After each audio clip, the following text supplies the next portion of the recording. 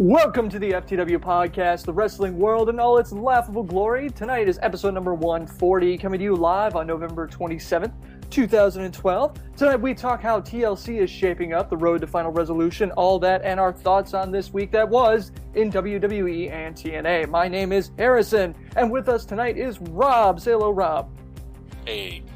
Joe. Say hello, Joe. Hey, and I'm coming to you from episode 141. Not 140. Yeah, it is. When you get over 100, no one cares until you get 200 anyway. Mike, say hello, Mike. I'm a big shot. You don't tell me what to do. And Lee, say hello, Lee. Mike thinks it's hard because he's from PW Torch. Okay, don't start talking about people being hard when you were researching porn earlier, okay? And Garvin is now manning the boards. What? What? I wasn't. I was doing your job. How is me hitting You're on watching Mike? China porn? Yeah, exactly. You like watching China porn. I searched just in case you've been involved in any porn. I don't want anybody stumbling and got onto that shit. One time, and all of a sudden people never look. He watches it like it's a Zapruder film. I had to, Your and lady then goes back and to the left. Back. if you're listening on iTunes, YouTube, or through your favorite podcast player, make sure to check out FTWpodcast.com for more about us and how to get involved in upcoming discussions. You can find us on Twitter and Facebook. All those links are right there, FTWpodcast.com. For those of you guys listening live here tonight at FTWlive.com, glad you can make it. Welcome to the show, and let's roll on through to FTW Draft Season 3. We are in the playoffs. If you're new to the draft, check out FTWdraft.com. For those of you guys on the up and up, here is basically where we stand. Team listeners, you're not a hope in hell of taking us out. But the standings for the individuals are Lee and Mike are both in for Team FTW, with at Radio Influence and Diva Jill both in for team listeners. Scores don't matter anymore. Now we're down to the playoff bracket. Everyone's scores are wiped clean, and now we just go on win-loss. It's sudden death, right? It's just you're out if you lose. So week one of the playoffs is going to be Lee versus Mike. And Radio Influence versus Diva Jill. Whoever comes out on top this week will, for both sides, go into the championship next week, which, for all points and purposes, is probably going to be Lee versus, well, I don't know. Radio Influence and Diva Jill have the same score right now, but I think Diva Jill's going to pretty much tear. I'm going to make a prediction right here. Mm-hmm. It's going to be me versus Radio Influence and Diva Jill because they'll tie, and I'll have to beat both of them at the same time. Why are you obsessed with your win? Because everything is going against me already in this draft, so I might as well go against two people in the finals. Oh, whine, bitch. Oh my god, you sound like seriously? You sound like an American. Change the rules again. Hey, Haley. like a real American, not like a fake American. Sorry. I'm a real American. Don't ever sing that again. There is a possibility for a tie. See, the thing is, it's not really a win-loss thing. It's by collective points, kind of like how they do fantasy football. Basically, whoever has the highest score at the end of this week is going to be declared the winner of each division to then move on to the championship next week. So it's a same possibility. I thought it was merely only the points that are earned in this week. Yeah, it's the points that are earned this week. Okay, so basically everybody's been reset. Those four teams have been reset to 0. Yep, everybody is now clean slate at 0. And just clarifying. Yep, not a problem, man. Yeah, it's a clean slate. Everybody right now has 0 points. Whoever earns the most each this week for each bracket goes on to the championship. So that's it. We'll see what happens. Mike possibly facing 2 people. That should be fun. We're going to jump into TNA. Rob, you wanted to discuss Joey Ryan and Hulk Hogan and the whole shebang-a-bang that was going on there. Yeah, why not? In summary, the segment that they had before the match was, I don't know, they keep pushing Joey Ryan, and I'm not going to say he's bad at giving segments. I'm just going to say that the segments they've got him doing right now don't really seem to be making a lot of sense. I don't really have a sense of where TNA wants to go with this guy.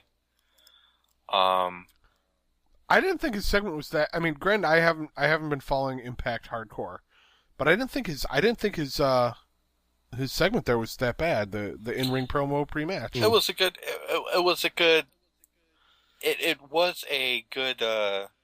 segment. But the problem with it was that, for so long, they've been kind of pushing Joey Ryan towards the X Division title, having him work his way towards the X Division title. X Division, he's going to be the king of the X Division, he's going to do this. Now they've got him turning and going towards the tag team belts, which I actually think is probably a better move for him, but it's kind of an abrupt turn with no real explanation. It'll be interesting to see where TNA goes with this. What are they going to do with Matt Morgan? I mean, it seems like, there was a lot of hype on the internet with him coming back, and now he's just a lackey for Joey Ryan, and he has those segments. He has those segments with Hogan, but I mean, to bring him back, just Matt Morgan is the brainless gorilla who serves as Joey Ryan's henchman, which is sad. Which is sad and insulting, given both the brain power and the ability and the actual in-ring ability that Matt Morgan has. It's sad that they've reduced him to being the Goomba. So is that? So because, do you think him? Is it? Sorry. Oh, go ahead. Is that because then that he was going to sign? He wanted to sign for WWE, and then of course he could. Obviously, they've clearly said no, and he stayed with TNA. Is that just punishment? I don't think. I really don't believe Matt Morgan wanted to sign with WWE because the WWE didn't know how to handle him either. They nearly killed his fucking career. And if you need proof of that, just somebody tell me, what did Matt Morgan do when he was in WWE? Whoa. 10 years ago. He was still green. Whoa. Yeah. Whoa. That's exactly what he did, actually. He had that stuttering gimmick. But but at this point, I can't think WWE could do any worse with Matt Morgan. Was he not in a stable with was it Lesnar and he was Big Show and something like that? Nathan Jones. Oh, Nathan Jones. G'day. I loved that. That was so funny. But isn't it funny that Lee didn't change his voice one bit? When he was in WWE the first time, like Joe said, first he had the stupid stuttering gimmick. Then from that he graduated to the man with no personality. He never really got any kind of real push. Before he left, before he went on hiatus from TNA, he was in the mix for a lot of things. He went pretty far in the Bound for Glory Series tournament. He was getting a lot of pushes. When he was injured in the Bound for Glory Series tournament, he showed just how much he knows about the wrestling business when he came out and did commentary for the matches and stuff. But the problem was anytime they had him active, they didn't do anything with him. Yeah. Do you think they screwed him over though? I think they limp-dicked him. Yeah, they did. Yes, they did. I'm not saying I'm not saying he didn't get a raw deal from TNA. I'm just saying he's smart enough to know that WWE wouldn't do any better. If best case scenario from WWE, he'd get a little bit more money. He still wouldn't get anywhere near a title. Okay, so with you saying that, the Ryback role that's currently been going on, with Ryback destroying everybody, they were looking for someone like that when Morgan was wanting to go there. Just saying. No, that gimmick was basically tailor-made for Ryback. And you got to remember, Ryback was employed by WWE for a while. I mean, he worked the NXT angle and the Nexus angle. Yeah, it was a different guy. We had this discussion last week. But WWE's always looking for those big guys, though. And exactly. I think he would be given one of those big guy, monster. Well, they did it with Albert too. But I'm just saying that more likely. No. But no. But also with Morgan, I would say that he kind of had to go to TNA, kind of to not learn how to work, but to find himself as a wrestler and a character and all that. And I think to compare what he did in WWE 10 years ago to where he's at now, that's apples to oranges. It's unfair to say, well, they wasted him 10 years ago, because 10 years ago he was green. He was just out of developmental, and he was still finding his way. He was still finding his character. Okay, well, quick question. Did you say it was? quick question. Just let him do the elevator, and that will get him a title. I'm just saying. Chad kind of agrees. They're saying that Morgan has been the most criminally underused wrestler in the last decade. I would agree with that. Like you guys are saying, he has had a lot. I mean, he lately has been showing a lot of talent, within the past couple of years. He's, someone you can really rest a main event on. But at the same time, Mike, you nailed it, man. He was really green when he was in the WWE. So you can't really, it's apples and oranges at this point. So the other thing I want to talk about, with Impact, this was basically the gut check show. We had 3-4 gut check matches, throughout the entire show. Rob, when you look at this, I mean, this is guys in general, when you're looking at gut check, you're thinking this is the future of TNA as far as where they're going to be bringing up some of their main talent. Is there anybody in any of these matches that really leapt to you and said, wow, that guy was impressive? Or girl, if in the case of Taylor Hendricks? Couple of. I think Taylor Hendricks dropped the ball. I don't find her impressive at all. Yes. Since Joe brought that up, I'll start there. They showed clips of Taylor Hendricks in OVW, and she went on about how much she's working. She has no in-ring ability. Well, I think that's a bit harsh. I think that's a little bit harsh. She has got some ring ability. Don't get me wrong; it wasn't the best thing because it was pretty bad. But we've got to remember this was the first time they've come back. After I watched her match with Tara, I went back and dug through, and I managed to dig it up. I believe TNA still has it on YouTube of her first tryout of her very first gut check match against Tara when she was competing for her contract. I saw virtually no change.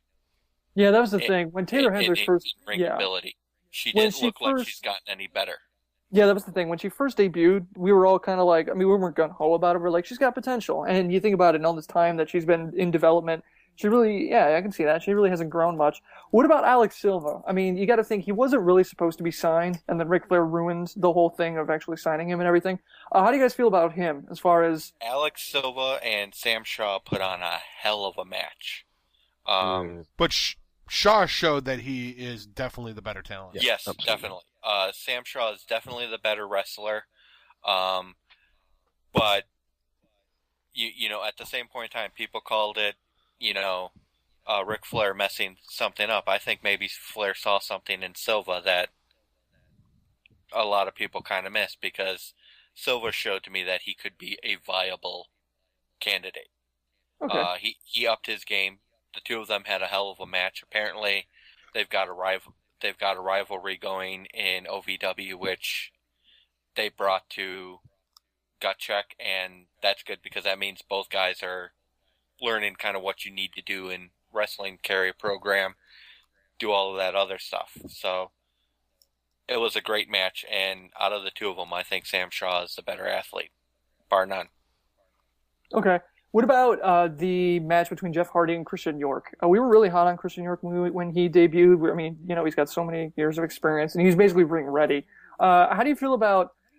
Okay, I mean, other than how he did, how do you feel about the mechanics of the match? Because there was a lot of talk about how Christian York... Well, I mean, Rob, what'd you think? If anybody doubted that Christian York needed deserved a contract, this match should end those doubts. I mean, as I looked back on the match, he went toe-to-toe with Jeff Hardy, who's quote-unquote the best in the business at the moment. And he managed to hit Jeff Hardy with the twist of fate, and he managed to do the twist of fate better than Jeff Hardy did. Okay, that was the thing. We got a lot of feedback regarding that. Joe, what did you think? I mean, do you think that was a little over the line as far as him doing that? I'm just saying that, I can do a better twist of fate than Jeff Hardy, and I'm not ring trained.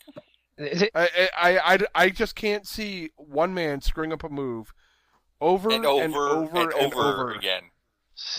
And yeah, Joe, I'm with you. I think any one of us here on the podcast, and probably 85% of people 90% of people in the chat room could do a twist of fate better than Jeff Hardy does.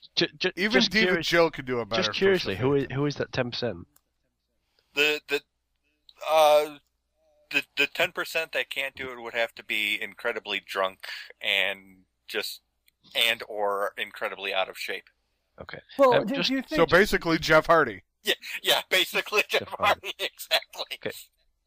Does anyone else think that Christian York's hair is very annoying? Is it just me? A little bit, yeah. I do find his hair very annoying.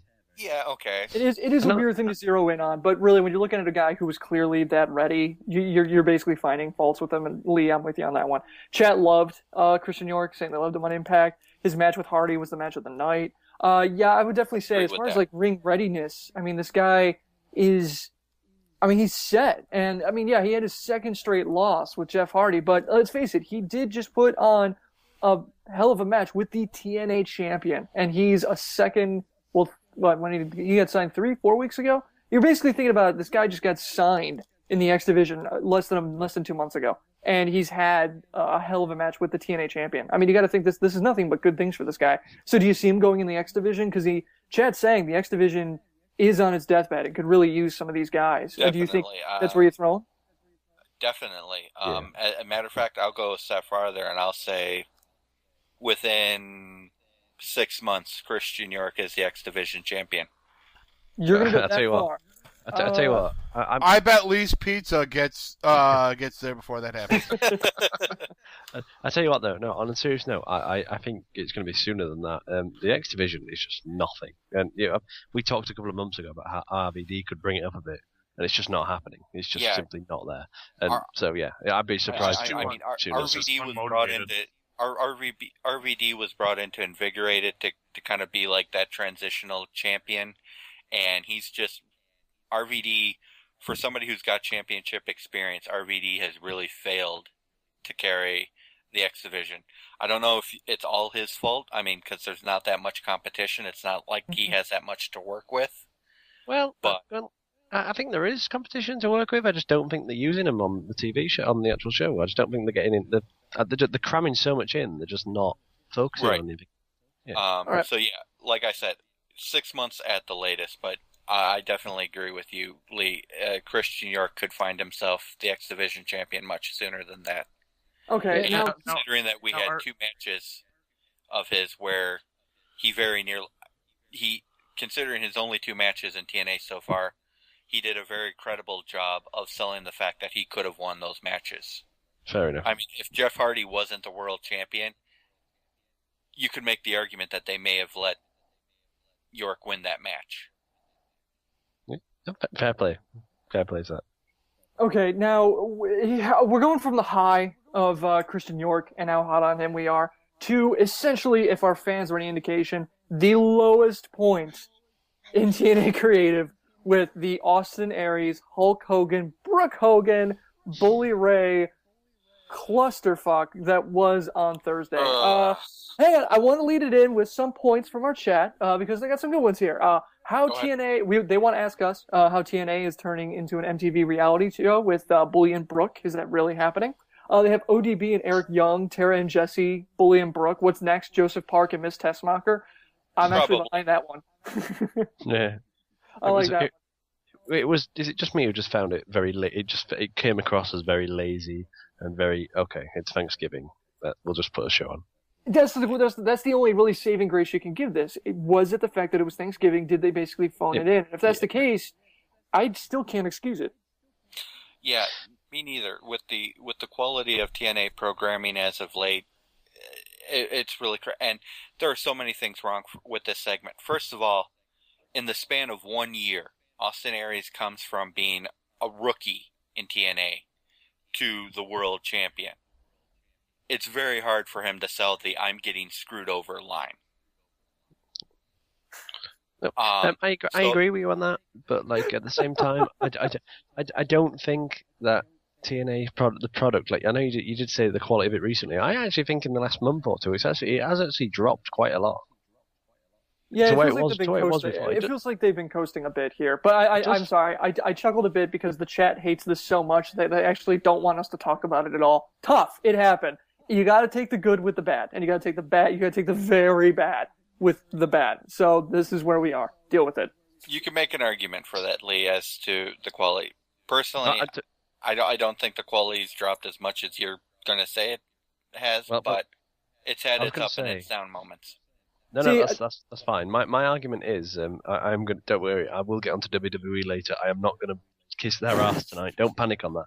But I do think I do think TNA has dropped the ball to an extent. I do think that some of their storylines, especially some of the things that they've just changed a bit, like the whole it's just an example, but the Jeff Hardy kind of like inside your head thing, to me that just it is a little bit experimental, but it just doesn't work. You know, this is supposed to be live TV, or even when it's not live TV. You know, you're not. You know, it brings you out of that reality, and you know, the best storylines are, you know, when it does feel real. Absolutely. I will agree with you 100% there. That needs to stop. It's just the little things like that that get there. And Harrison and I have talked about this before. One of our favorite things that TNA did was a little while ago when they had the short-lived reaction series, and you're talking with the wrestlers backstage. That felt so real, and it felt like you were getting their real thoughts. That I wish Spike had found a way to keep that going, because that was really cool. And it was driving interest forward. And still, the fault lies with TNA, because they could have easily made it a YouTube series, web series. They could have hosted it on their absolutely shitty website. I mean, there's room for that. But I want to keep... They have so many... They've got 5 million different shitty programs that they put on their YouTube channel. They could put reaction on their YouTube channel. Yeah, put something good. Okay, well, we got to keep hitting this Brooke Hogan thing. We do. Chat's saying, well, basically, okay, I want to bring up 2 chat points and I want to ask you guys something. Due to how many shots TNA have been taking at WWE recently, they thought that that this must be just another one of those kind of imitating the whole AJ Cena thing. You know, Vicky presents evidence and so does Aries with the video stuff, which you could say is from, you know, back forward with TNA's AJ. It's just like, it's like we're basically what we're getting now is it's like we're getting a copy of a copy of a copy. Another person wrote in saying that he's sick and tired of all these love controversies in WWE and TNA. As a wrestling fan, it takes a very different storyline to like a real love controversy, like Edge, Lita, and Matt Hardy, or even Kane, Lita, and Snitsky when he kicks the baby. He said that's awesome, and I think that's the point. Don't kick the baby. Kick the baby. I think the thing about, especially like Lita, Matt Hardy, and Edge, was that it was so absurd that was the thing about it. And now they're trying to bring it down to earth, and it's not working. It's like how we keep talking about the, you know, this is larger than life superstars persona, all big words, and you're trying to do a very human story, but you're not blowing it up at all. You're keeping it very small. It doesn't really fit very well. But my question for you guys is, I mean, erasing all this, at the center of it is Brooke Hogan. Do you remember when she first debuted, when the news first broke that she was going to be in TNA and she was going to lead the Knockouts division? And we were the ones who said, everybody said this was shit. I mean, that this was going to be a terrible thing. And we said, now hang on a second. There's potential here. Let's not judge her before she comes out. Let's see what happens. Well, at this point, I think we can kind of look at it. How do you guys feel about Brooke Hogan with this latest turn in TNA? I'll let Rob start just so he can get whatever compliment he wants out before. We'll be here for an hourly if Rob goes off on this. I don't compliment. I don't mindlessly compliment TNA. I call them out when they fuck up too, and I'm about to call them out right here. Okay, keep it short. TNA. Here we go, ladies and gentlemen. This is history in the making. Rob is ready to talk bad about TNA for the first time in 141 episodes. Rob, you obviously don't listen to any episode we do. He's going. Yeah, Rob wasn't on the first 2 episodes. 139. Rob, Mike has said on the show that he doesn't listen to the show. Actually, probably about the last half dozen. That's not bad. I feel good. Thank you. Just because I'm waiting for you guys to talk about me, I'm marked for my own name. Brooke Hogan, she's at first I was hopeful because she was doing some good things. She was getting the Knockouts division more exposure. There were some promising things that were going on there, but she's shown to me an inability to stand up to Bruce Pritchard or whoever in TNA Creative has been destroying the Knockouts division. So she's not doing her job on that front. And now they've got her in this really stupid are you MTV. Talking like, are you talking like on TV or off TV destroying the knockouts. I'm talking about backstage. Okay, because I have something to off say camera, that, because but I'm gonna let you finish. First and foremost, we've seen most of the knockouts not get any airtime at all. We've seen the quality of knockouts matches slowly degrade. The knockouts division is starting to revolve around 1, 2, maybe 3 knockouts, and that's it. There are a whole lot of little things that are going on with the knockouts division that are just pissing me off. Okay. And she's not doing her job, and now they've got her crammed into this MTV-ish storyline. Okay, Rob, the only thing I have is that, I mean, I can understand where you're coming from with Brooke Hogan not being able to step up to whoever it is backstage. And I know we've talked about it being Bruce Pritchard. And, I mean, I don't know, just back in my head, I keep thinking I can't see Hulk Hogan being totally behind women's wrestling.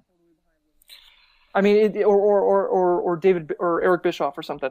I mean, maybe it's just, like the tinfoil hat conspiracy idea of me. But for some reason, I just think, and that kind of fits a little bit better with the idea that Brooke wouldn't be able to step up to Daddy, who basically got her this job. That's entirely possible.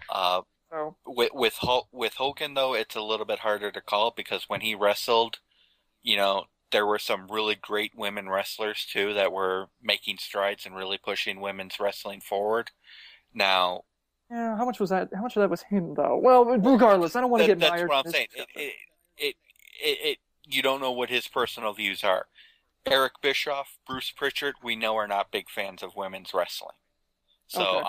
I'm going to put the weight more towards them than Hulk Hogan, because I don't know his personal views. That's a fair point. Anybody else on that? And I would think that Brooke Hogan is just there to collect a paycheck and to get her dumb little face on camera since her music career tanked. That's entirely possible, too. And if that's all she's there for, she should get the fuck out of TNA. Yeah. Anybody else have... Because there is basically a fight going on in the chat, and I want to bring it up. Chat, basically we have two camps now forming in the chat. Some are saying that Brooke is... this could be possibility. This could be good, actually. That the idea that Bully Ray and Brooke Hogan mixed with Austin Aries could bring a good story together. Other people are basically panning it, saying that she destroyed the Knockouts division, turned it into a mixed tag team division that no one cares about. The person saying I'd rather watch a 10-minute Vicky Guerrero promo than see Brooke Hogan. Wow. Another one is saying that at least Brooke is getting a good storyline and basically bringing back Austin Aries versus Bully Ray, that feud again. She is getting a good story at the cost of Bully Ray. That Bully Ray actually getting worse out of the raw deal. You can't say that. You can't say we're getting a good story because at the cost of Bully. That's like saying, oh, we're getting a good match between Cena and Ziggler, but we're getting the worst storyline I've ever seen in my life.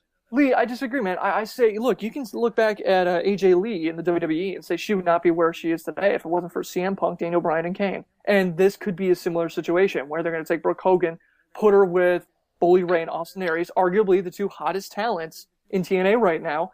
Maybe she can ride that wave until she can get something of her own going. Okay, I'm going to stop you there. AJ is AJ Lee and Brooke Hogan is Brooke Hogan. Just in case you're unaware of what Brooke Hogan has done in the past. Okay. Lee, I'm just saying, dismissing it outright without at least... damn it. No, that's a really good point. All right, well, the point being... You never know. I'm trying to play devil's advocate here. I'm like, you're kind of hamstringing me a bit. I'm just making sure that we've got all the facts out there, so all the listeners are aware of, everything, and that, just to make sure they're all, in the same fairground. Yeah, facts are facts. AJ Lee actually has wrestling talent and her own ability. Brooke Hogan tried a music career, which failed horribly. And that's pretty much been the story of her life. Everything she's tried independently has blown up in her face. Yeah, and Rob went further than I did, because I literally just said AJ Lee is AJ Lee, and Brooke Hogan is Brooke Hogan. I didn't even expand on that, and everybody knew exactly what I was on about. So there you go. I think it's safe to say that if Brooke Hogan had any kind of wrestling talent, she probably would have gotten into the industry 5-6 years ago, and she'd already be retired from old age. Women's wrestling old age. She probably has more upskirts than she does And wrestling. going back to porn like her father. All right. Oh, God. So we got Final Resolution coming up. This is the card as we see it. Still kind of rumored, you know how it is. X Division Championship. We're gonna have RVD defending the title, possibly against a gut check guy. A lot of people are saying maybe Silva. I don't know. Christian York. I mean, I would leaning say heavily Christian towards York. Yeah, Christian York probably. TNA Championship, Samoa Joe defending it again, maybe against an Aces and Eights guy. We didn't really see that much last week, so maybe they're going to bring that back. AJ Styles versus Christopher Daniels, Samoa which Joe versus Director of Chaos would be awesome. that would be a pretty good match, yeah. AJ Styles versus Christopher Daniels, which will be a spectacular match, just like the other past 3,000 that they've had.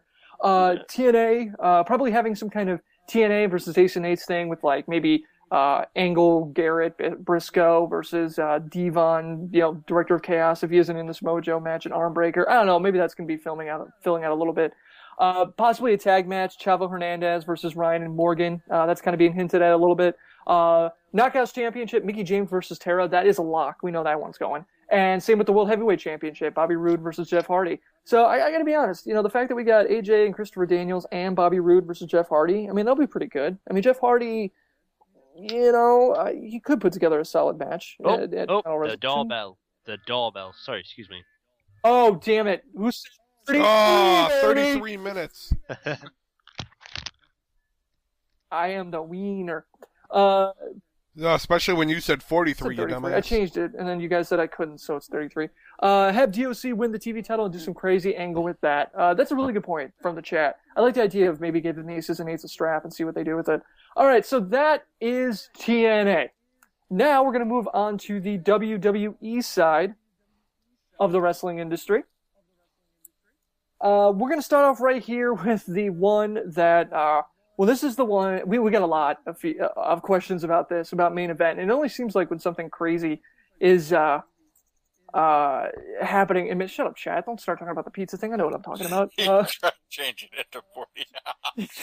Chad calling Harrison out. Dolph versus Miz at main event. Eric wrote in on our Facebook page and said that Miz versus Ziggler on main event, a sign of things to come from WWE in 2013. Wanted to know our thoughts. I know that Joe and Mike both were really adamant about this. Which one of you two wants to go first? Go ahead, Joe. You can take it. I can. Yeah, I was going to do it anyway. You're welcome. No problem. Dolph and Miz, man, the promo they gave before the match was epic. It was some of the best mic work, I think, for the two of those guys in a while. And that's saying a lot for Ziggler because he just had that promo or that moment on WWE TV last week where he tore AJ apart, which was totally epic. Yeah. But no, Miz versus Ziggler, they both worked the mic really well. It was a solid match for the two of them, and if this is what they're starting off with on main event, I can't wait for them to eventually get into a feud over the WWE title or even the world title. It doesn't matter. Like a major title, it's gonna rock. Mike, you agree? Yeah. Oh, yeah. I love seeing the two Cleveland boys tearing it down there. They had their last few weeks of promos have just been great. Everything they've been doing, especially Ziggler. During main event, JBL talked a lot about how he's having the best week ever of his career. Where he's pinned Orton, he's taking down Cena, he's beat the Miz then on main event. I mean, he is a guy. He is just skyrocketing towards the top end.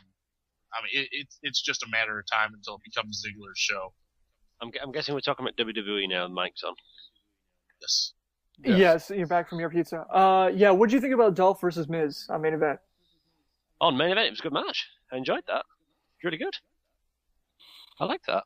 Excellent insight from England there. How's your butternut squash pizza? I haven't even opened the damn box yet. I don't even know what it looks like yet.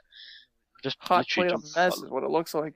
All right, so Joe, you wanted to talk about Wade Barrett and Justin Gabriel later on the show. I mean, what do you think about that? You like the Barrett barrage taking on Flippy? Dude, this match was... It's a match we've seen before, especially when the core was falling apart. You had Flippy versus Wade Barrett, what was going to happen. This was a very solid match for the two of them, and it definitely shows, one, that they've grown in their abilities. They've both gotten a lot more talented. they know how to work the ring so much better, and they put on a very impressive match. I think Dolph versus Miz and Wade Barrett and Justin Gabriel, I would love to see them each doing these matches on pay-per-views because they're solid. Yeah, hands down. Yeah, they definitely look pretty good. Now, the other thing I want to talk about is with WWE is the split. Now, I just want to talk about this between Darren Young and Titus O'Neil. Both of them had matches with Ryback. Darren Young was a squash, and Titus O'Neil looked, I gotta be honest, he looked really good. So do you think this is basically WWE getting kind of tired of the primetime players and elevating Titus O'Neil at the expense of Darren Young? I have a feeling that could be that you could be right there, because I think everybody's seen something in Titus O'Neil. Darren Young not so much. And they've not really done much recently. I know how daft that sounds, but I think you're right there. No, I think you're right. The talk backstage is that a lot of the agents are very high on Titus O'Neil right now. Good. No, the guy is solid talent. I mean, he is. But the thing is, you cannot get rid of Darren Young until after he's teamed. You really want that, don't you? I do. You can call him the doppelgangers. I mean, you would just do it, and Joe would just spontaneously combust from the amount of awesome hitting him. Have him managed by Zack Ryder. It'd be hilarious. Oh, too far. All right, so we get another episode of Miz TV on SmackDown with John Cena to discuss the AJ scandal. What do you think about this one? I mean, okay, so, we talked about AJ being a breakout star between AJ and Ziggler, and this is much like the discussion we were having with Brooke Hogan, in that here we are all this time later, and it feels like AJ has to be some kind of, in a weird love triangle thing, and it's such, I gotta be honest, it's such crap. It is what it really is.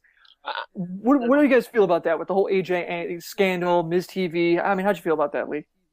Okay, the AJ scandal itself is I cannot believe, out of all things, that WWE chose to actually not copy off TNA, but obviously try and replicate some form of storyline around it.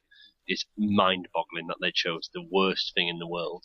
Secondly, the Miz TV, it wasn't that bad. It wasn't, considering it was about what it was about. It was copable, but Jesus Christ Almighty, I have not seen a worse produced WWE storyline in a long time. This is awful. It's genuinely, it's not even good to watch. It's like every time it comes on TV, everyone has a collective groan. It's so bad. It is written week to week. They clearly have not planned this storyline out. And you know what I hate? I'm sorry. And you know what I hate the most about this is the apologist saying, well, this is Vince McMahon pointing out to TNA that they can do this storyline better. And I'm sorry. I cannot imagine Vince McMahon would go, you think you can take a dump on camera? Watch the pile of shit I leave in the ring. It just seems like such...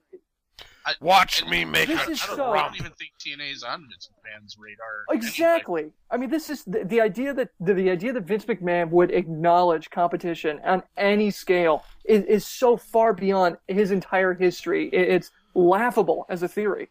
I mean, this is the guy. This is a guy who really does subscribe to the theory that WWE is wrestling. It's the pro. I mean, that's what it is. I mean, that's how he thinks of the WWE universe. I mean, that's what it is. Right, and they've done interviews with Vince McMahon. I mean, Vince McMahon has done interviews. He's said publicly that that TNA is not even on the WWE's radar. Yeah. Yeah. Yeah, but to take this back to that, just to the Miz TV segment, the segment on a whole was decent. For what it was decent. And to watch Miz work at that segment, trying to turn face, but still keeping some of that heel edge, it was an interesting mix. Although when John Cena ripped out, he had that huge insult to Dolph, Miz's face was like priceless. If you still have it on a DVR, you go online and find it and go back. After he lets the burn go and they show Ziggler when they go back, look at Miz's face, and you will die laughing. Okay, hitting on the AJ thing. What about AJ versus Tamina? This is from the chat. What about AJ versus Tamina? Is that still going to happen? Yeah, eventually. Yeah. I mean, they've got a little bit of especially with time to Tamina build going into the storyline with Hornswoggle, who can talk now. Well, He's talking for a year. He's been able to talk for a while. He got his- What was it? It was like a children's wish or something that gave him the power to speak.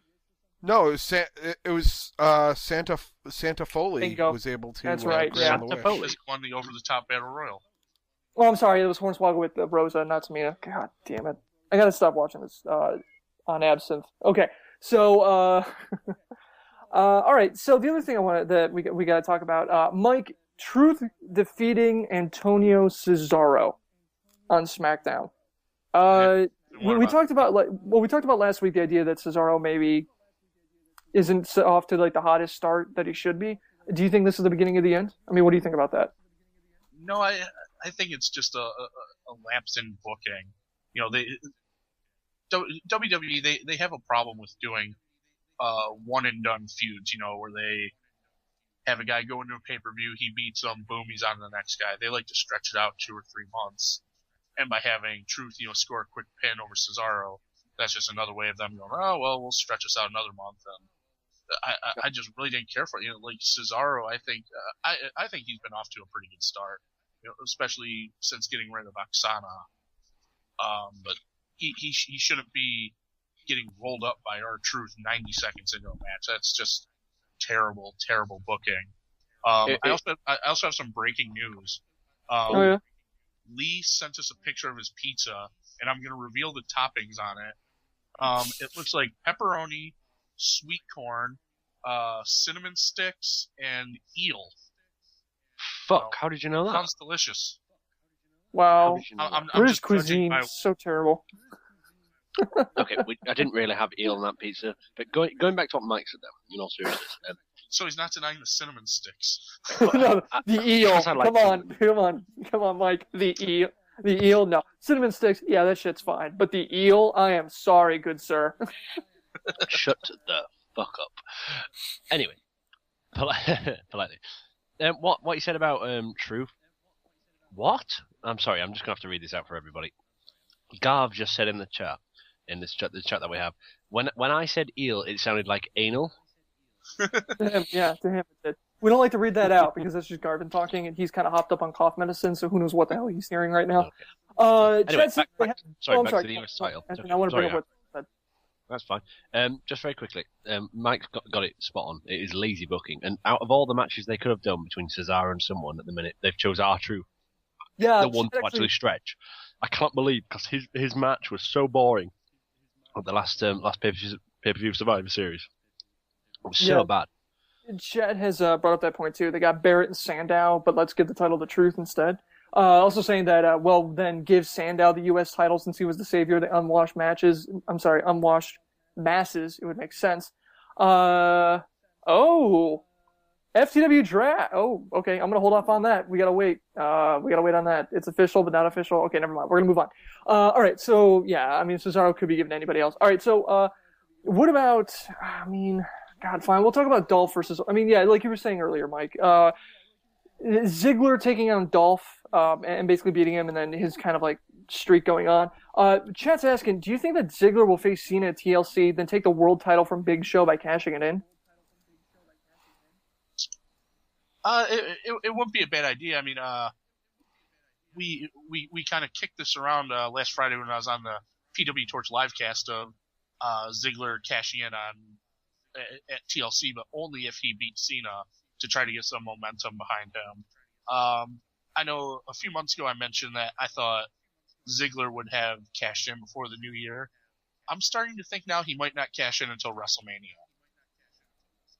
I'm thinking the show stealer will want to save it for the biggest show of the year. It's kind of just something I came up with not too long ago. I don't know. It's just a feeling I have. Yeah, I mean, Well, you have a fair point because Kilo G on Twitter wrote in asking us if Dolph and Cena's TLC match is for the case and Cena wins. Basically, well, I'm sorry. Basically, that was a different question. My bad. Someone wrote in. I gotta find it. I'll find it later and credit them. Basically, wrote in asking if basically Ziggler's kind of tear that he's on right now is to help build him up. That's right. This was on Wrestling News Source. I'm sorry, Lee. This was you. Yeah, basically Lee, Wrestling News Source. You guys posted a story saying that the reason Dolph Ziggler had yet to cash in the contract is because his feud with John Cena that he's starting right now was pushed back from original plans to happen earlier in the year due to Cena's recent injury. Internally, there's a feeling that Ziggler needs to feud with Cena before winning the World Heavyweight Championship. I mean, now, Mike, do you agree with that? Do you think that's a fair point? Yeah, I think as long as he comes out on top of that feud with Cena, even if it's not by clean wins or anything, he needs to be built back up. I mean, it seems like he's just been putting people over for the last 3 or 4 years, and a couple of months of big wins could really undo that for Ziggler.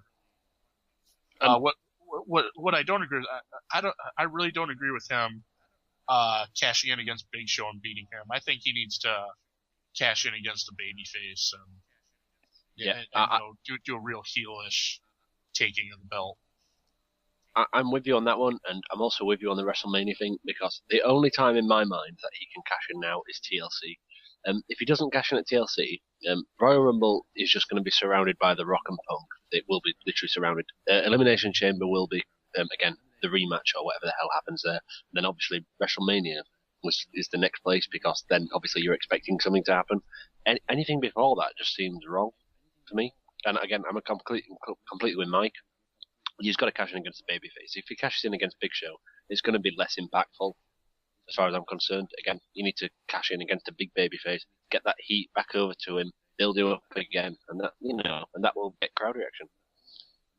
I mean, even if they did it at TLC, where for 2 years in a row the world title gets cashed in on, to have Sheamus and Big Show just go to war at TLC, have an all-out match where neither guy is barely standing up, and maybe have Sheamus go over Big Show, and then Sheamus barely able to stand up, gets cashed in on, and then you have 2 months of, you can do Ziggler and Sheamus at Royal Rumble and an Elimination Chamber. That could bridge the gap to WrestleMania and whatever the hell they do there. Yeah, Chet's saying that they like the idea of Big Show. That he's got the Iron contract. They like like you're saying, the idea of his feud with Sheamus. The Bear King versus the Celtic Barbarian. And they're actually someone in the chat is actually giving you I'm sorry, Celtic Barbarian. Celtic. Whatever. It's Celtic. The Boston Celtics, not the Boston Celtics. Okay, you're right. Yeah, there you go. They're also saying interesting theory, Mike. Someone in the chat said, I thought they'd have him cash it in when he's got all this momentum going, but what you're bringing up is a fair point. Lee, I mean, do you find some, I mean, do you see a problem with that at all? Or, I mean, do you like the idea of Dolph cashing it in at that point?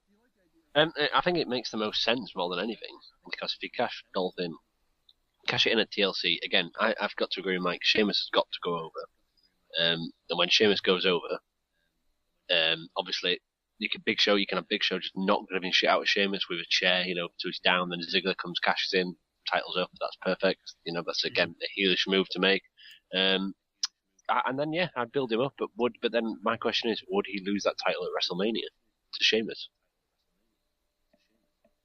I don't know. I think that would depend on. Well, I mean, you can't even say that would depend on what happens with the WWE title, because that's so far out with that belt. I don't know. I think they'd probably be going in a different direction at WrestleMania with from Sheamus. Maybe putting the title back on Randy Orton, or pulling the trigger on Ryback and putting the world title on him. Ryback's a good call, but who would Sheamus face? Because Sheamus is pretty much their top babyface on SmackDown. There are two guys that I just, when I'm doing WrestleMania fantasy booking, two guys I just do not have a spot for at WrestleMania: Sheamus and CM Punk. Those are two guys that I have such a hard time putting them into a solid match that's big for both, big enough for both guys. Maybe they can against each other. So who do you have? Cena going against? Yeah, Cena Rock for the title again. Yeah. I tell you what, if they do that again, they are going to be. Honestly, their buy rate it will be a lot lower than last year, and there will be a lot of people pissed off. I'll be pissed off. I'll be very annoyed. Well, I can see what you're saying. I mean, I can see what you're saying. Yeah, we would hate to have a pissed off league. God knows we don't know what that's like. I I could see Cena versus Punk at WrestleMania. I think that would be a nice capstone to the whole feud between them. I know what you're saying, Lee, but I mean, we got a long time going in that. Separate these two, let them cool a bit, and then throw them back together. Yep. I mean, if you can't have Cena versus Rock, and you gotta have Rock versus who? Triple H? I don't know.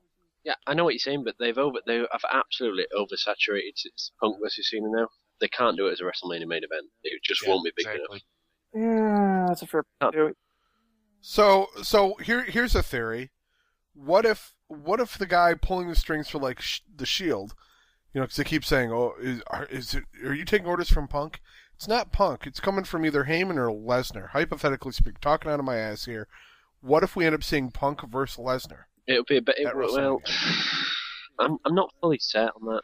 And have Punk beat him. That way, Punk's beaten. Who's the baby face in the match? Exactly. There you go. Well, you could turn Punk. You could turn Punk face at that point, because at that point he would have been heel for so long. I'm assuming at that point, Joe, he would not have the belt. No, at that point he would have. Well, either that or he'll lose it to The Rock. Lesnar will beat The Rock for the belt. Oof. And then so this will be for the WWE title. I'm gonna call it right now. If CM Punk is not in that title match at WrestleMania, it will be completely wrong.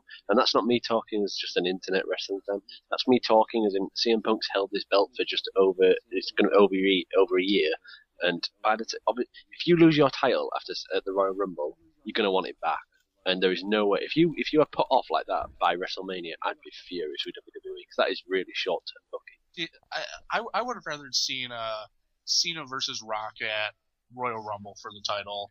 Have Rock over Cena again, and then do Rock Punk at WrestleMania. I'd be fine with that. Exactly. Yeah. I think that's what originally we were going to see. No, I think once they did that Raw 1000 and CM Punk had to go to sleep on Rock, I think from there it was pretty clear what they were going to do. And when they put Punk over Ryback at Hell in a Cell, it locked it in as far as I'm concerned. What their plans are. Exactly. When I think you're right. When Ryback didn't win, when we didn't know and Ryback didn't win, they did set in. But why not go for the Rock Cena at Royal Rumble? It'll be a decent buy rate because we have seen it before, but it won't be at WrestleMania. And then do the original match, which we haven't seen, of The Rock versus Punk. Mm-hmm. And then if you could even put Punk over. How big a star will the Punk be if he wins? But then they can get a huge buy rate from Royal Rumble by doing Rock and WrestleMania, for the first time. Yeah. The only problem, Lee, I have with Punk getting over on Rock at WrestleMania is that basically what you're saying is that CM Punk can get over on Rock at WrestleMania, but John Cena can't. So what? And I mean, it just seems like when WWE books the whole Super Cena aspect of it, that does kind of ding his character a little bit. But Cena recovered the next night on Raw, like after WrestleMania. Brock Lesnar, sorry, not the next night, the next month after that. He faced Brock Lesnar, and then it was all happy-go-lucky time again. It recovers in like minutes. It doesn't take days. It does not take days. It takes seconds for Cena to be back over again. He just goes all goofy for a month, and then he's fine. It doesn't matter if he wins, lose, draws. Well, that's a fair point. Yeah. I really would have liked to see Cena sell the loss to The Rock for a few months, like have it really eat at him instead of. We'll probably see that start up in the next month to 6 weeks, where when The Rock starts coming back, we'll start to see more of Cena going, "Oh, I can't believe I lost to you, and if I had another chance to fight you, boy, it'd be different." And, I thought for sure it meant he was going on vacation. That's what I thought. I thought we were going to see him for 6 weeks while he went on vacation. I'm very surprised though that they didn't do that though, because why would you not? If they did that, they could have made a good storyline out of that. If he lost to everybody in a row, like he lost to Lesnar, he then lost to Truth, even basic guys, he's just losing because he was so focused from that loss itself. Mm-hmm. All right, well, let's and as for Lesnar, I think they're going to be doing Lesnar Triple H at WrestleMania. That's what I think, because they still haven't finished that storyline. Yeah, that's the one they're probably going to go back to. Yeah, but unfortunately, that involves Triple H being in yet another. Which I know you're looking forward to, Joe.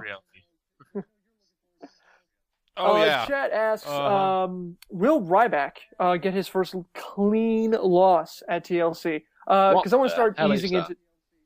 What? I'm really sorry to interrupt. I found like a piece of chicken or something on my pizza.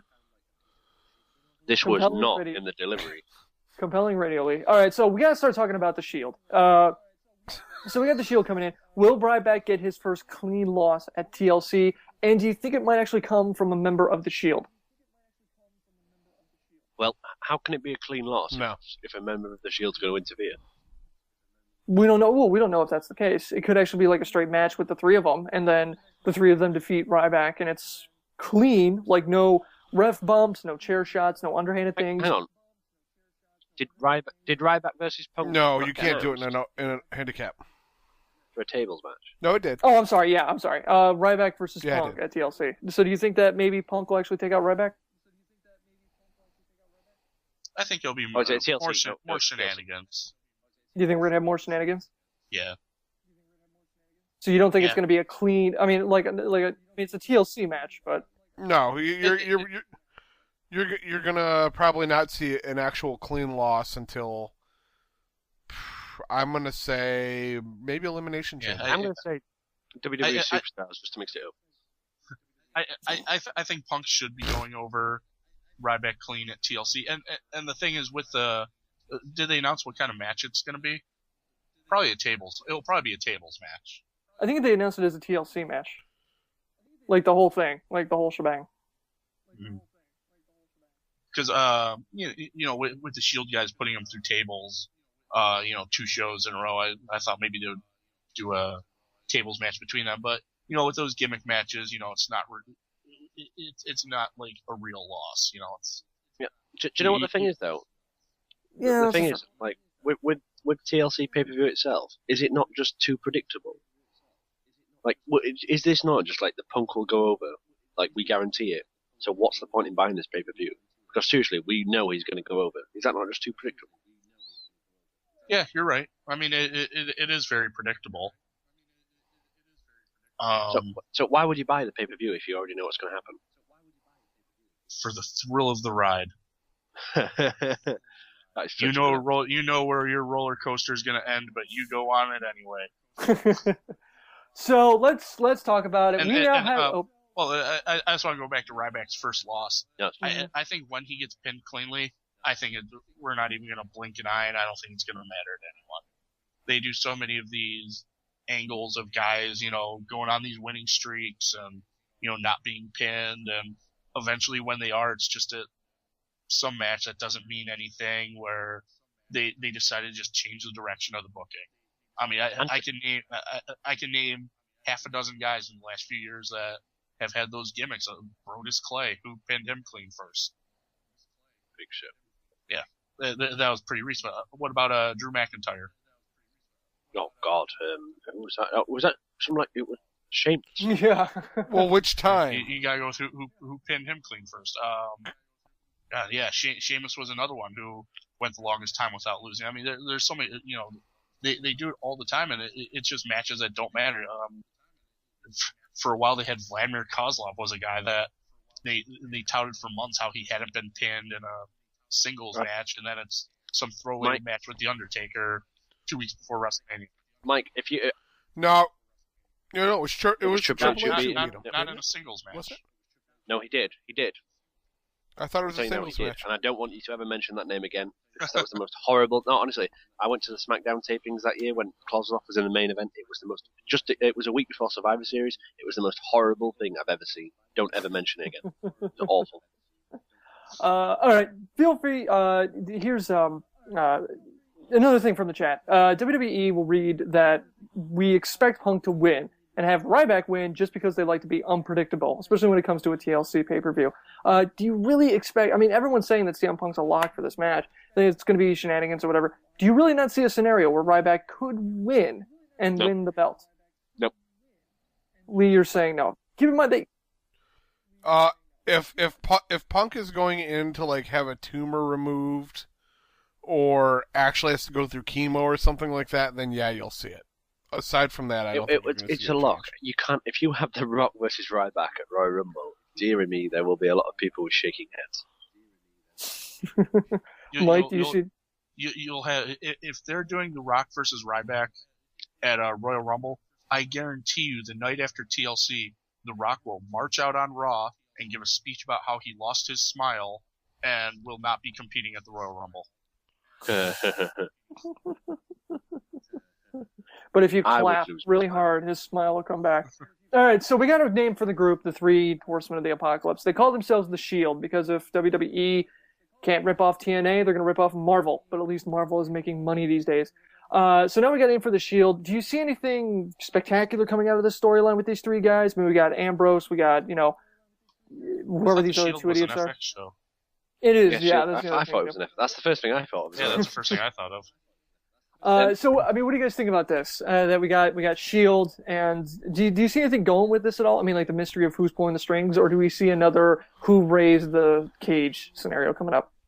Okay, I'm going to call it now, and then Mike can have his opinion, and so can Joe, so can Rob, and maybe Garth. Maybe Harrison wants his opinion. Thank you, Lee, for appreciating how we run this show. But go on. I'm Well, sure well. Harrison has a terrible opinion. Go ahead. I was going to say the same thing, so that's okay. Anyway, I do think that this is going to be fun. It started off well, but I think we're in another one of those situations where WWE has no clue what is going to be happening. I think we're in another one of those short-term booking things, and that they don't actually know what's going to happen yet. They've just kind of created it. Ding, ding, ding, ding, ding. Lee gets the win. So Hornswoggle's booking He's this? pulling the strings. Yeah, he's gonna be the one Fun. pulling the He's- strings. Yep. Honestly, That Joe, when I saw him Hornswoggle. at 1:20 last night on the second segment of Raw, I was wondering why this is not now in the third hour. I saw Carly. I was like, I'm supposed to be waiting for the shit, not get it out the way. I was depressed. Yeah, I don't understand having Kyle Lee. I mean, we talked about it last week, that's the India thing, but I know, but the worst thing it's was, Kyle like, Lee. who could you put him in the ring with? That was, someone exciting. So they put Del Rio in there, and it was like the boring versus the bloody god awful. It was a lose-lose situation. Exactly. I can't choose. So which one is which? You could have put either. Oh, I definitely say the god I have to awful is disagree. going to be Kyle Well, Lee. no. Well, you can Ollie will always have a job at WWE till the day he dies. Why? Because He's India. big, he's muscular, and he's got a full head of hair. Chess asking when in the past couple of years have WWE planned anything long term? They're saying the Shield raided Big Boss Man's closet. Yeah, what the hell was up with those tactical vests they were wearing? wasn't that bad. No, it was just one of those things where it's like, okay, so we're doing that now. You guys are gonna go play paintball after this. That's fantastic. Memorable match. All right, so the current TLC card as we see it.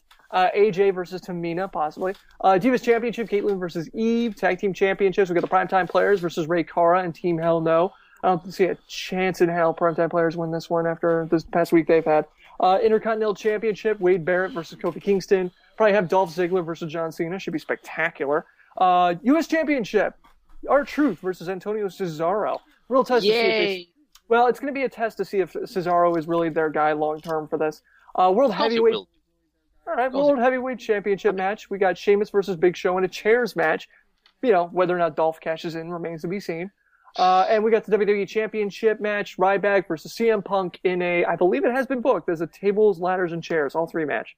Anything on here that's really, I'm going to buy that? I'll watch it for free at the bar. There it is. Lee, what were you saying? That's pretty much where I'm at. Obviously, I don't actually know if it's Sky Box Office or it's Sky Sports here. I haven't checked that yet. But if you're going to buy that pay-per-view, I think there's two matches I'd look forward to. I'd look forward to CM Punk match, but I would look forward to Ryback taking a big bump. That could be interesting. Just to see, because I'm pretty sure he's not taken a massive bump yet, has he? Well, he went through the tables. The tables. Yeah, but that's not massive, though, is it? Well, I mean, it's a big deal when they do it to Triple H, or when Triple H does it to somebody else. Let's not talk about that. And the other one is probably Ziggler Cena. That could be a fun match. The only issue I have with that is they've just given us it like a day ago. Like they've literally just given us Cena versus Ziggler anyway. So why would we pay for it? That's the issue I have with WWE. The fact that they repeat the matches over and over, and what's the point in buying it? It really annoys me. Well, this is going to be presumably a tables, ladders, or chairs match. It's probably a ladders match, I imagine. No, a ladders match with Cena. That's too risky. Probably do a tables match, maybe. Something where well, you just get 2 big bumps and you're good, you know? Yeah. Bathroom brawl match. That was spectacular. All right. I think that is our WWE review. Now let's move on to Ask FTW. You ask, we answer. Each one of us is going to have 30 seconds to sound off on a topic. You point to us. First one up, and we've gotten a lot of this regarding Raw. Even the chat today said the 3-hour Raw. It's just too long. RKO Voices tweeted us, I find it so daunting to watch Raw nowadays. Even when I DVR it, I skip most of it. It's a shame. SmackDown? What's SmackDown? What do you guys think? Do you think that Raw is just too much for 3 hours? It's too much programming they're trying to do, and it's starting to get thin and finding time in the week? I mean, what do you think, Joe? I think my wife said it best when we watched the last WWE pay-per-view at the house and then turned around and watched the same amount of fucking television for Raw. It's too much. It's too long. Joe? It needs to stop. I'm sorry, Rob. Yes. So Yeah. my wife said... I'm with Joe on this one. We've been complaining about this almost since they began. 3 hours is just too long. They need to drop back down to 2 hours. Okay. Sorry. Thank you, Rob. I'm trying to make sure I thank you guys at the end of these as opposed to just kicking off to the next guy, and that tripped me up. Lee, what do you think, Lee? Okay. I started watching Raw at 1 o'clock in the morning over here. I watched the Ryback match. I saw the Vicky Guerrero shit. I then watched the Shield bit, and then the Del Rio versus Carly. Then I saw John Cena was going to come out to address AJ. At that point, I turned off my TV, I fell asleep, and I got some sleep. And I then looked, and the next day, I went to the report and looked, and I noticed that I'd missed absolutely nothing. At all. Literally not. I mean, I have read that there were some good matches, but I have literally missed nothing. At all. That should say it all to you. All right. Thank you, Lee. Mike, what do you got? I think they just need to find something special to do with that 3rd hour of Raw. Whether it be, look at what they're doing with Main Event and how special that show seems every week. What if they did something like that with Raw where they really built up a match or, like put a lot of hype into something that would go at that, 9:45 to 10:30, 45 minutes were just, like, to me, that's the part of the show that seems to lull. Is that 45? Yeah. On a very special Raw. Moesha has a baby. It just seems that during that time, they just throw out these plotting matches that put me to sleep. I mean, more weeks than not, I'm falling asleep about 10:30 and waking up just to watch the main event. They really need to Raw nap. yeah, exactly. Yeah, well put. They need to find something to do with that 3rd hour or get rid of it. Here's my other issue with that, very quickly. How is that? How come they aim at a demographic? Like, this is on a serious note, on a demographic with kids. Yet then it's on from 8 till 11. Who the fuck? Yeah, that was my wife actually brought that up. She was asking about that one, how they could do that, and what the hell? Man, I'll tell you what, that British internet, it's wonky. Cattywampus on us. Yeah, no, I get what you're saying. 8 to 11 isn't great for kids. My wife brought up a really good point, saying why not just take the 1st hour of Raw and make it kids? Just kind of push the kids programming from 8 to 9, and then from 9 to 11, it's the rest of the stuff. So we get all that crap that we hate done in the 1st hour, and then 9 to 11 is where it really picks up. Yeah, I like that. Like, it doesn't even necessarily have to be adult. It doesn't have to be, go PG to TV 14, because that's not the issue here. Just, why doesn't creative just make something? Just do something a bit more exciting than what they're doing. It is creative what's going on. It's awful. Yeah, Chet saying maybe if they could bump Raw down to 2 hours again, and then they put SmackDown matches on SmackDown. Another person on Chat's agreeing, saying yes, please give me a reason to watch SmackDown. I can't be bothered with it as it is. Someone actually said that they miss Raw with the Raw roster and SmackDown with the SmackDown roster like the old days, which I think is funny because we actually asked for title unification and combining the rosters a while ago. Wow, what? I'm not reading that from the chat. That's horrible. Oh, Oh. yeah, you read that. I'll read that. Okay. Somebody in the chat says 3 hours of Raw is like that- listening to women talk whoever about said shoes that's a and card. clothes. Yeah, that's classic. Yeah. Way to go, Mike. Busted. Spectacular. I'm sorry. No, we got better fans than that. I mean, come on, this isn't Sports Center. We're better than that, guys. All right, Robert on Facebook asked us if WWE was in panic mode or if we believe that we're seeing things fall into place as was their original plan. He referenced the story from 4online.com. I'm not reading the whole thing because it's just ugh. But the only thing that's really interesting is, with CM Punk retaining the WWE Championship against Ryback and John Cena Survivor Series on Sunday, you know, it basically going to have that match with Rock and Royal Rumble. Their creative team discussed a scenario where CM Punk would beat The Rock at Survivor, basically in January, and then have The Rock face Cena in a rematch at WrestleMania. I mean, it's basically what we talked about earlier, but here it is, the kicker. Punk defending the title against The Undertaker. Now, the reason I want to bring this up, because all the scenarios that we were talking about of where we're going to put guys and what, we weren't really talking, I mean, I know it's, again, we're speculating on WrestleMania. What about that? Punk defending the title against The Undertaker at WrestleMania. Joe, you say no way? No way. No way. No way. Taker's not going to be back this year. I cannot see it. We have not heard a peep from him He was on Raw since 1000. last No. WrestleMania. Raw 1000. Especially with that thing. Yeah, he was on Raw 1000. Yeah, but in Joe's defense, though, that wasn't really Okay. a big thing. I mean, that was basically a But victory lap. there's talks of Undertaker being Right. in the Rumble this year. Right. But he flat out said to a fan, I know this is, a while ago, but a kid's like, yeah, I go to WrestleMania every year just like you. And he turned around and went, Yeah, exactly. well, don't know where you're going to be in April. Well, hang on. I take that with a grain of salt. You guys will have time. Have time. Thanks, Joe. Rob, what do you think?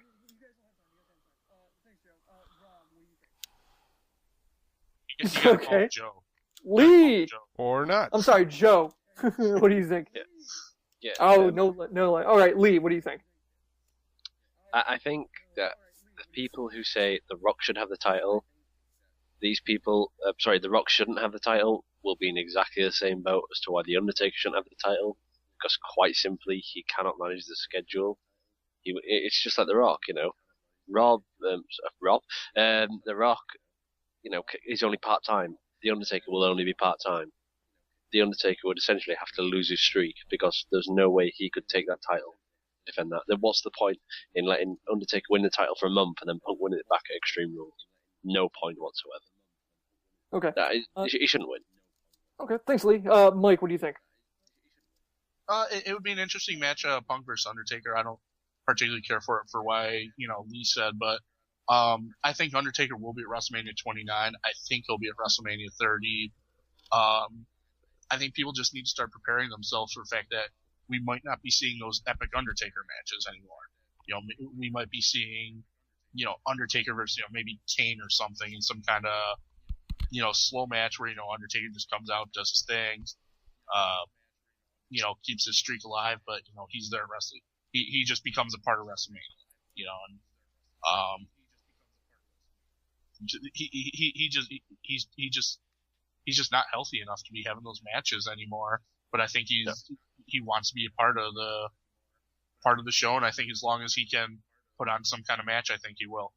Who would you put him up against? Oh, no, I don't want to do this now. No, we'll do it later in the year. We're going to have plenty of time to talk about who Undertaker's going to be facing if he's going to be there. I'm with the chat on this one. The only time we should see The Undertaker is at Hall of Fame getting his ring. Especially since come on, 20-0. Undertaker had the DVD that came out with his greatest hits. I mean, is he going to be like the Rolling Stones now, where he's going to have like Aerosmith, where he's going to have like 8 greatest hits albums? No, I think I said it when that DVD came out. I'm sticking with it. Once that DVD came out, man, that's the end of it. That's the end. We will not see The Undertaker at WrestleMania ever again. Well 20-0 is a nice round number, but WrestleMania 30 is a nice round number too. It is, and also, just because you bring out a DVD saying that doesn't mean nothing. That's just making money. That's got nothing to do with anything. Nothing. So what would you do? Come out with a DVD in 2 years that would say, 22-0? With 2 extra matches? And it would still sell probably pretty much exactly the same way. I can't see. Yeah, all they got to do is change the ending of it. Just load it back up Add and final 20 minutes cut. at the end, and we're good. Add some more footage. They you're did good to come out, go. they did an Undertaker DVD for WrestleMania the first time he beat Shawn Michaels. It was like Undertaker 17-0 or 18-0 or something. I know because I bought it for my nephew for Christmas. I think. Yeah, exactly. Next All you year. have to do is just change it. All right. Anyway, Chet saying Punk breaking the streak. Can you imagine the controversy there? It would make Punk the most infamous man in WWE in years, and for years to come too. I'll tell you what, we always said that whoever's going to beat Undertaker, it's got to be a guy who will survive that, and the list is getting shorter and shorter. Jesse Lux wrote to us and said, Wade Barrett or Damian Sandow for the Intercontinental Champion. Who do you guys think? I think it'd be great if Kofi, Sandow, and Barrett had a triple threat match at TLC for the IC title. Where do you stand on that one, Joe? That'd be an interesting match, but I'd still see Kofi walking out with that one, only because what are you going to do? Have a Wade Barrett, Damian Sandow feud? Who do you make the face?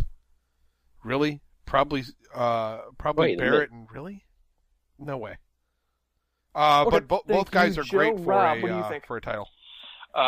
Yeah, I think that'd be a great match. Would really work. You could do a lot of things with it.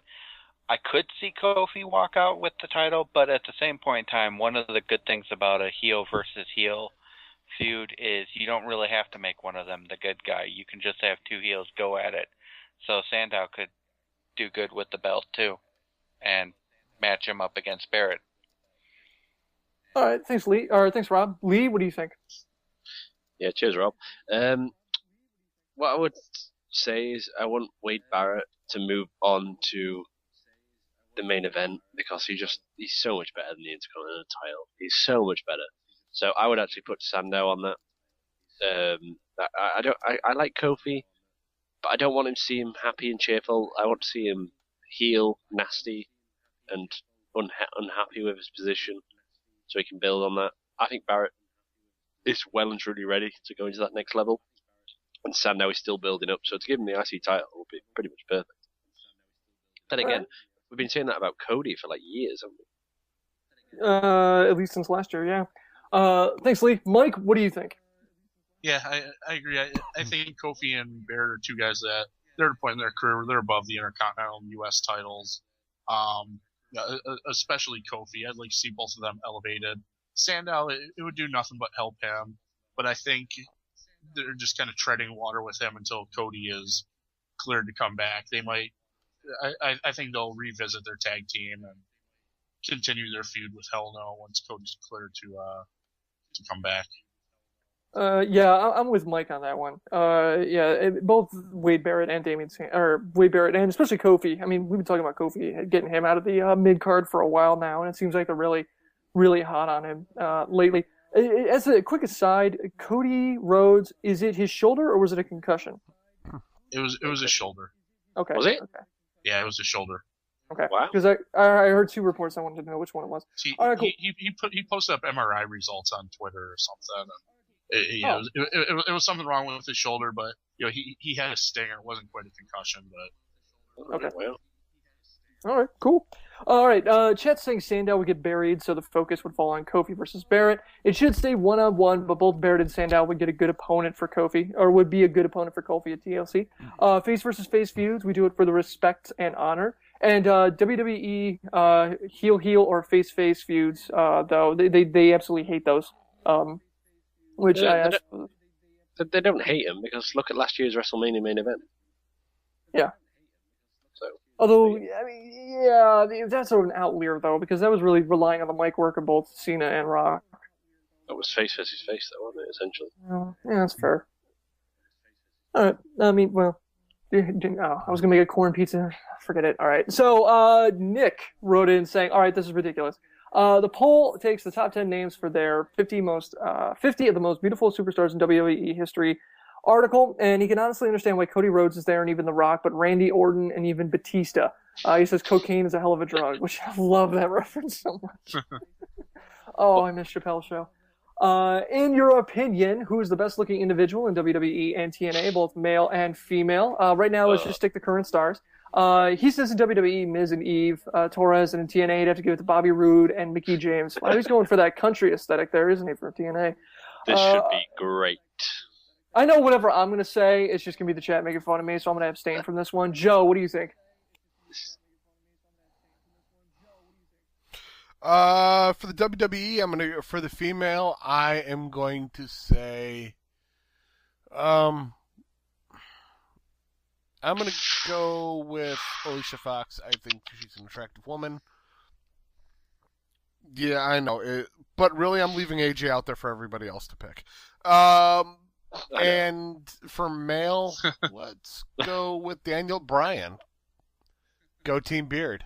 For TNA, for the woman, I'm going to go with Taryn Terrell. And for the men, Thank you, Joe. Park. Rob. Oh, damn you, Joe. Who picked this question? Yeah, I know. I just wanted to comment that Rick the Model Martel should be on that list. Nick picked He's it. a model. There you go. Rob, please continue. Rob, go. Yeah, I'm trying. For I love the live for chat. TNA, I'm gonna go with Christy Hemme for women, and for the male, fuck it, let's go AJ Styles. Everybody else seems to like him.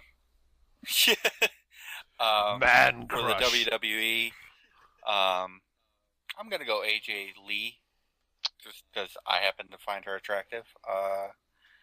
And for the guys, John Cena. Or my name. All right. Thank you, Rob. Lee, what do you think? It's a bit awkward, this, isn't it? TNA, ODB. No, I can't say ODB. I'm not even comfortable saying ODB. Hey, when she cleans up, she Well, doesn't when look too she's off bad. camera, When she's on it's camera. not been great. I can't lie. I'd probably have to go with Christy Hemme as well. Taryn Terrell for me doesn't do anything. Victoria, no, not really. Velvet Sky, when she was there, we'd have had that. Giggity. Yeah, if Velvet Giggity, Sky was giggity. still there, she totally would have been my pick. Male wise, I would have to say it can't be Austin Aries because he just looks a bit weird. Like in a good way, but just weird. He just looks He's a bit short. weird. He's really short. It's just weird. Ironically, there's a busboy at a restaurant near me. Is who it looks Austin just Aries? like Austin Because we don't know what he Aries, does and the I rest keep of the trying to week. get a picture Oh, of okay. That's a bit We creepy. know TNA doesn't pay No, great, it's not. and we don't know what he does the rest of the week, so who knows? Probably going to have to say, really struggling with this. I think Jeff Hardy because he's just a woman figure as such. WWE wise, it's got to be AJ Lee. There's no one even close to her in the WWE at the minute. Yeah, Not a lot even of close. a lot of Thank people you, in the Lee. chat I'm are glad I saying have that some too. backup there. You know, you guys Okay, don't have to be uncomfortable doing this, right? I'm Mike. not, Whoa. I haven't What? chosen the most important person yet. That's the male. All right, go ahead. I think go ahead. Shh. This is a big build up, this. We're doing a show here, Lee. Michael Cole. Okay. Mike, what do you think? I just can't believe you guys. Michael Lively wrote into the show. He said, I know this may be a somewhat idiotic question, but I go with it anyway. Do you think it's time that they'll further the AJ Cena storyline by turning it into a Fatal Attraction-like theme? I saw remnants of John Cena pulling away from AJ a little bit, and she does seem to like it. How do you think it would go over if they do that? How do you think it would go over if they do that, have Cena try to politely tell her that they should stay friends and she doesn't take it well? I'm not talking about Boyle Bunny's crazy, but maybe have him find some of his shirts or something hung on a burning cross type of thing. Harrison, what do you think? My only question about this, the fact that WWE listing of the 50 things is the fact that John Cena's on this list and Darren Young isn't. That smells racist to me. They're the same person. But John Cena's on this list and Darren Young isn't. That's my problem. Joe? Well, okay, that one. Right? This is hard. Look, this is harder than it seems, doesn't it? Huh? Yeah, there it is. No, it's the I don't AJ know. thing. I'm with AJ you. thing with Mike, the Cena seriously, and Mike, I'm with you what you said earlier, and that they're making this up week to week. Yeah. I mean, that's Now, a really now maybe if like they tried inserting like a hot 18-year-old blonde to like spice up their love life, I think maybe that would add something to the angle. guy or girl? Girl. Oh, okay. Jeez. What's wrong What? with you? What happened to the 30-second rule?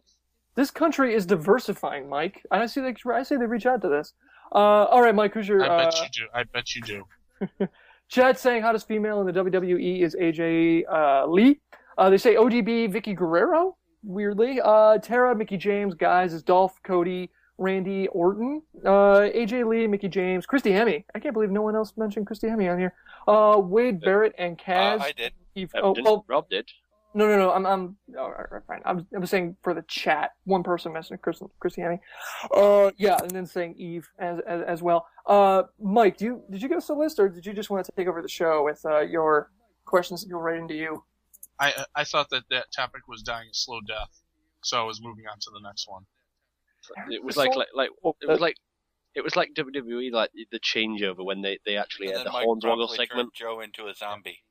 Yeah, I was doing some booking where I forgot about the previous storyline. All right. Fair That enough. doesn't happen that often. Whatever. Thank you, Michael Lively, for writing in. I'm sure it would. I mean, you're getting really. That's really far out there as far as a theory. I don't really know what they're going to do with going with that, but I think that's not what you said the first time. You talked about Darren Young and John Cena. Don't be changing your answers. Well, no, legitimately, I think they're making it week to week. No, legitimately, don't change your answers. Okay, fine. I do think it's a travesty that they have John Cena on here and not Darren Young. There it is. Regardless, win, fail. Women wrestlers aren't getting paid? Why do you do a job? Here is your win. You do any job, And fail is to fucking get paid! of the week. All right, Joe, your win of the week. Go, Joe.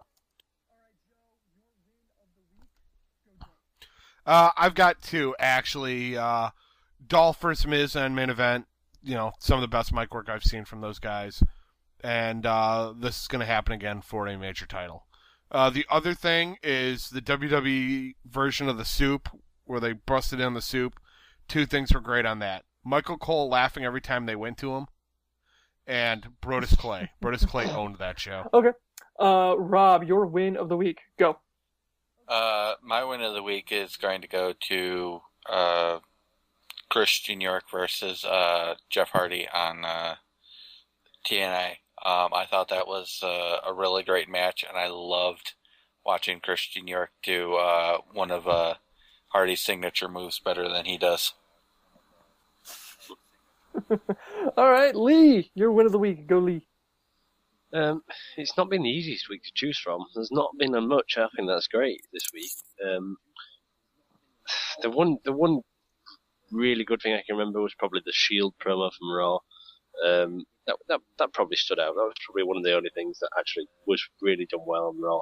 TNA wise, for me, it was a very sloppy week just for TNA. It was for WWE as well, but I just can't think of anything for a win there. So yeah, it would have to be the Shield promo. All right, Mike, your win of the week. My win of the week is going to have to go to me for making my first PW Torch livecast appearance on Friday. You can go to pwtorch.com, check through the archives if you want to listen to that show. Me, Wade Keller, and James Caldwell, we talked for 75 minutes about the TNA Thanksgiving show, WWE main event, and Dolph Ziggler cashing in Money in the Bank. I didn't realize that you turned into DX at this point. Like you just, you advertise your own stuff whenever you like, at any time, no rules. Hey, no one else is plugging my stuff, so plug yourself. No homo. No homo. Yeah, go plug yourself. My win of the week, I got two. Titus O'Neil getting a solid push. Well, a solid push and losing to Ryback, but it was still a good match. And I like the idea that he got a better match with Ryback than Darren Young did. And then the other one is obviously Christian York, looking just solid week in, week out. Really looking forward to seeing what he can do in TNA, and hopefully he helps resuscitate the X Division because it is slowly dying. From the chat saying Ryback's promo on Raw, such as it was. Main event was pretty good. Another win is the Shields promos. The unveiling of the Shield, Bryan versus Mysterio. That did get a shout out earlier. I'm sorry I didn't read that earlier. It was pretty awesome. Yeah, you guys were talking about Bryan and Mysterio being an awesome match. York versus Hardy. Win was Cena's rip on Ziggler, Christian York, and Aces and Eights destroying Eric Young. Lee, you say that every week. Stop being British and say things. Damn it. Oh, you can wait for that because if you, I think you'll find that WWE and TNA have been pretty stale for the last few weeks. So you can fuck yourself. All right, fair enough. That was to Harrison. Sorry, not the person. I'll appreciate what the person said. That was just for Harrison. All right, fail of the week. Your fail of the week. Go Joe.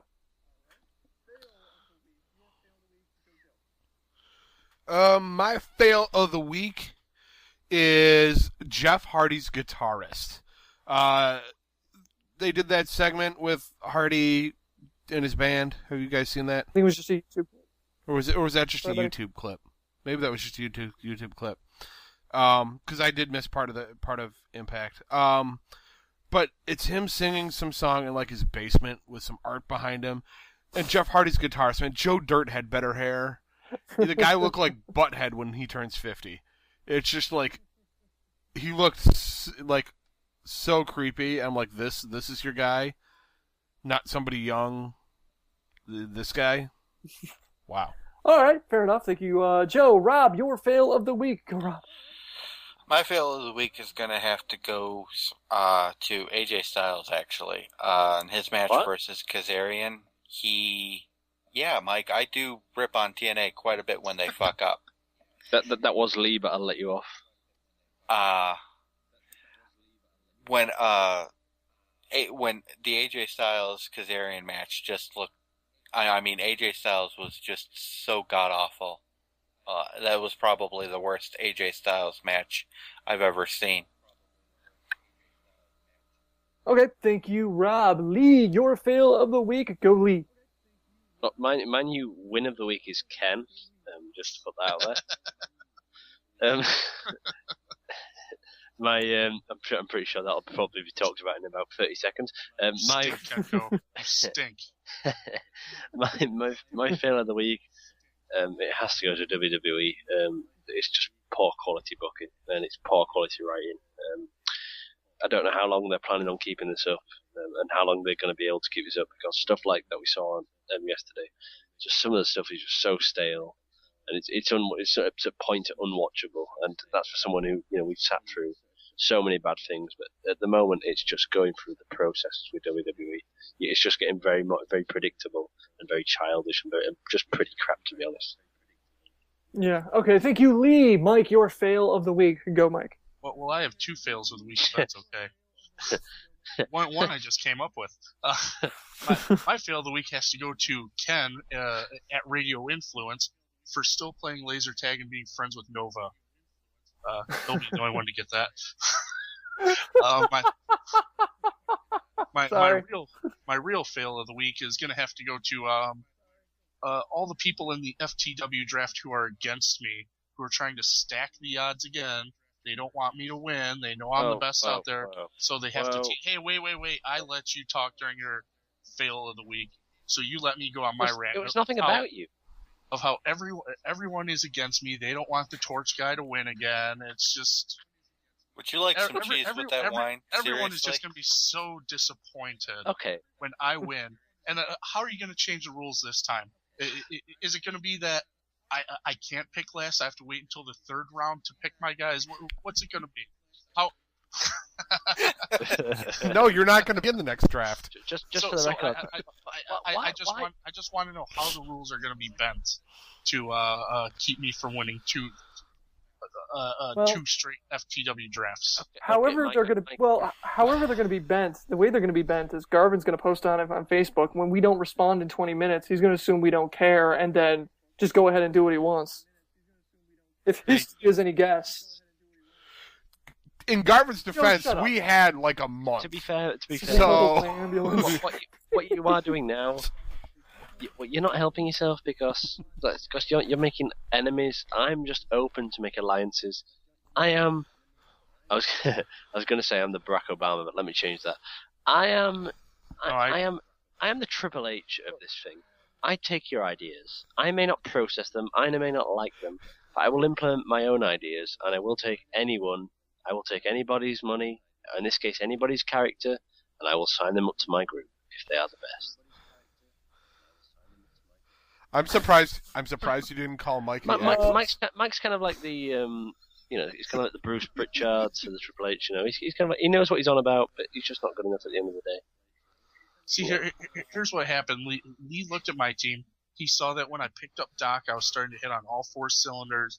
I was starting to pick up those TNA points that I was missing. Doing, oh, blimey me. Oh, I got to do something. Oh, who can I form an alliance with? Oh, Joe, I'll send you some sweet corn pizza. You send me Ryback on your team. I'll give you Christian. Whoa. I'm gonna have to stop you there. Yeah, Mike, let me. Whoa, Mike. I sent him a Randy Orton thing. I'm gonna get that right there. I sent him something very.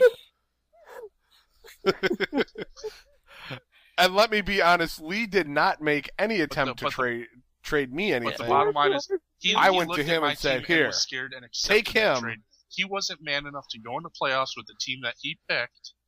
He had to go and do some phony baloney, shady deals. Mike. Okay. So let's stop this right here. Garvin, let's just make sure that. Okay, I'm going to drop Mike to the call just so I can make my point here. Interrupting me.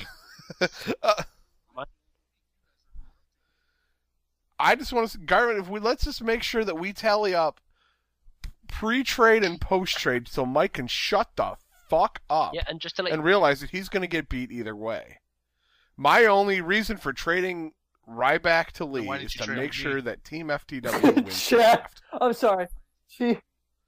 Because you are farther down in the rankings than Lee and is. if you win, then it makes us look bad because technically you're not a part of the FTW podcast. You're just a guest, so technically I am the more important one. I hope. I'm sorry, the chat is just my favorite part about this entire thing. Chat saying Team FTW is tearing itself apart from within. This is our chance. And then my favorite comment is the funny thing is that Lee was almost too dumb to take Ryback. He actually argued with Joe about it, which was so great. He offered Ryback on a silver platter, and you actually argued against taking him. Okay, hang on, hold on. I don't understand but you you know what? Arguing. That's I asked fine. Joe, why do you want Christian? That was my answer. That's not arguing. It does matter. I'm the one. Because he's the only guy not earning points. Here. Everyone else is out for each other. Like Mike is just going to screw everyone over.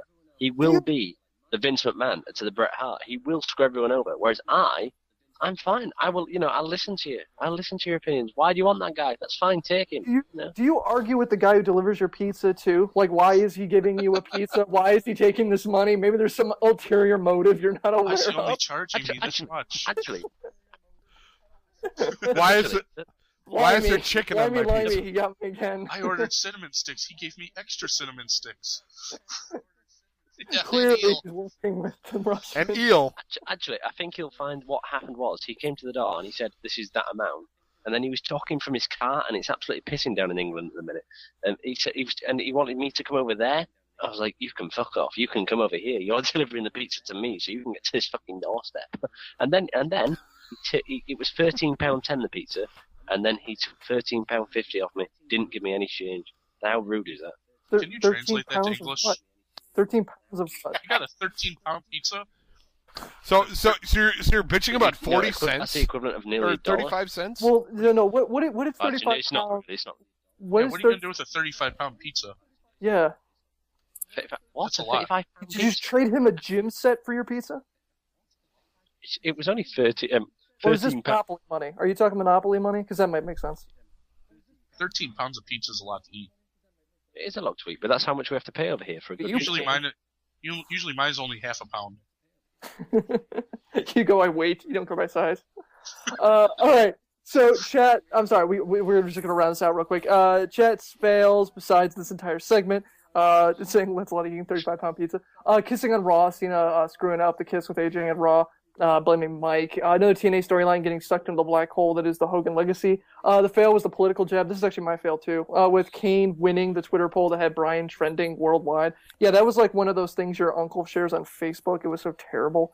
All right. Oh yeah, no. Hang on, very quick before you close out. With that Brian thing on the actual Twitter trend thing, one of the official Twitter trends that they monitor, Brian had like in the comparison, he had something like 258 votes, and Kane had something like 141 votes. So how the hell did Kane win? Because it's figured out. Because Lee, it's all a work. This is actually where the conspiracy comes together. I'm just smarting you up, Lee. I thought with you running a wrestling webpage you would know, but wrestling's fake. It's all predetermined. Don't tell me you think that you getting Ryback in the draft is a conspiracy, but you don't think this is. So you're calling me R-Truth? What's up? All right, we are in the holiday season. Come on. Unfortunately, Christmas falls on a Tuesday night. Because of that, we're going to be doing a best of show. We need your help to decide what will go on our best of show. So what was your favorite moments from these discussions that we've had that we should add to this special episode? I've got one. Do not pick anything from the first episode show when I did. I swear, do not pick anything from that. Don't pick it. Okay, good. All right, good. That wasn't this year, There was so a nice don't worry episode about back it. in August where Harrison was politicking very hard for DX to be gay. I just said it would make for a much more compelling storyline. That's came from He's like, that. oh, please let them go out on dates and show them making out a little bit. Dude, but that's what the storyline was. It closed with Shawn Michaels telling Triple H he loves him. Another suggestion, that entire last episode of Wrestling with Beer.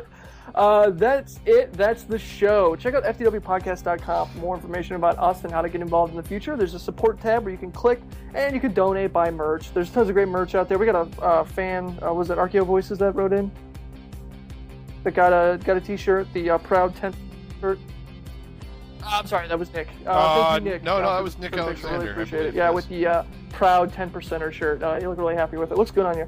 As well as links to us on iTunes and Stitcher so that you can rate us. We accept no less than 4 stars. If you have any more ideas of what we can do for merch, feel free to send those in. You can send them to harrison@ftwpodcast.com, or you can just, email us from the website. That's fine too. You can even tweet me at harrison_FTW. If you got any ideas or concepts you'd like to see on there. Thank you everyone in the live chat. You guys are awesome again. We record every FTW episode on Tuesdays at 8 p.m. Eastern, 1 a.m. Greenwich Mean Time at ftwlive.com, and we will see you next Tuesday.